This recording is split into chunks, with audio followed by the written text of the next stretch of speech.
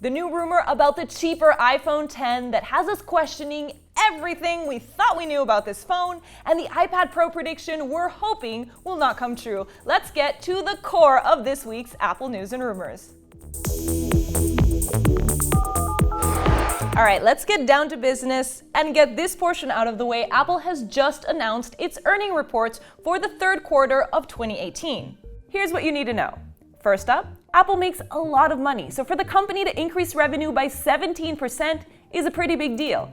Next, people still bought a ton of iPhones. Even with that hefty price tag on the iPhone X, the company still managed to grow sales. Slightly, but at a higher price, which means Apple made more money per unit. So there's that. Apple Services, aka App Store, Apple Music, and iCloud, which make up a thinner slice of the revenue pie compared to the iPhone, grew at a ridiculous rate, 30% for the second quarter in a row. And their others category, so the Apple Watch, AirPods, etc., is also skyrocketing with a 37% increase over the same period last year. Mac numbers were pretty much the only ones that dipped this quarter, but that's not stopping Apple. They're on their way to become the first trillion-dollar company. Surprise, guys, we have more leaks. But at least it seems like every week they're getting better and better. And these latest dummy units from Ben Gaskin would almost pass as the real deal. Almost. Now the larger one, as you can see, is probably the iPhone X Plus with that 6.5-inch OLED screen and dual lens setup on the back, similar to what we find on the iPhone X. Just note that it's not the 3 lenses as early rumors had suggested. The other one would be the cheaper 6.1-inch model we've been calling the iPhone 9 for now, with that LCD screen and single rear-facing camera. Now the 5.8-inch model seems to be missing in action in these shots, but as far as we can tell, most of what we've seen in these images at least coincides with previous leaks and rumors about the next trio of iPhones.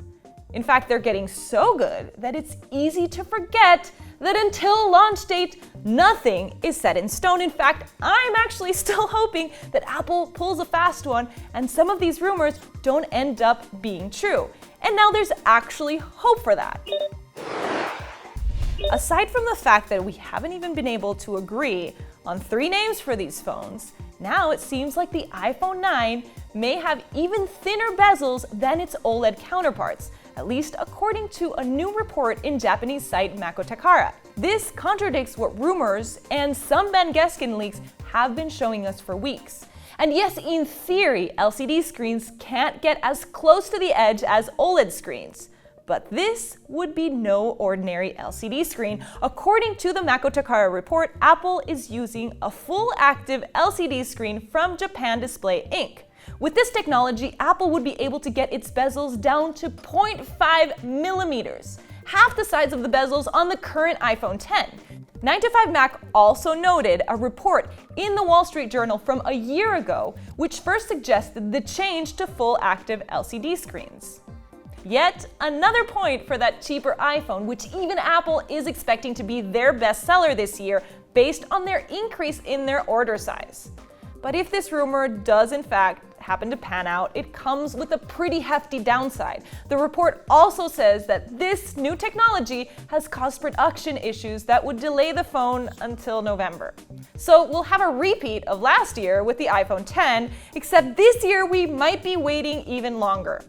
Alright guys, so what's it gonna be? Thicker bezels arriving in September, or would slimmer bezels be worth the wait? I'm kind of an instant gratification kind of person, so I really don't care about the thicker bezels as long as I can get my hands on it right away. But that's just me. Leave your comments on the comments section below or on Twitter. But at least the good news is that we have 2 opposing rumors, and that's kind of exciting. What sadly isn't a rumor is that Apple and Qualcomm have decided to part ways. This means the next batch of iPhones could be slower than their Android counterparts. In previous years, Apple has used Qualcomm and Intel modems in its iPhones. But in light of recent legal battles, Apple has decided to ditch Qualcomm altogether and go exclusively with its competitors' chips, which we're taking to mean Intel. Now, speed tests have shown that Qualcomm-powered smartphones are capable of faster network speeds than devices running on Intel processors, so take that as you will. Now the move could be temporary, so here's hoping they'll kiss and make up by next year when Qualcomm rolls out its 5G chips to smartphones, or else the next iPhones could be left in the dust. Okay, but enough about the iPhone. Let's talk about the other Apple product that is rumored to be getting a refresh before the end of the year. That's the iPad Pro. Now, rumor has it both the 10.5 and 12.9-inch models will be getting a full redesign this year in line with the iPhone X design. So that means slimmer bezels, Face ID, no home button, and no headphone jack. Face ID on the iPad would make a lot of sense instead of the fingerprint scanner, but only if it supports both vertical and horizontal unlock, something we thought we had found hidden in the iOS 12 beta.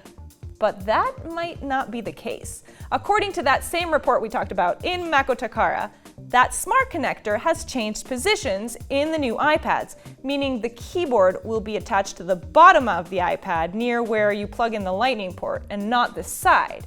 This because Apple was not able to figure out Face ID support for horizontal displays. So you'll be writing in vertical display. Now, good luck with that. That's it for our show, but you can always stay up to date on the latest Apple news and rumors on CNET.com, or just catch me next week with more Apple Core.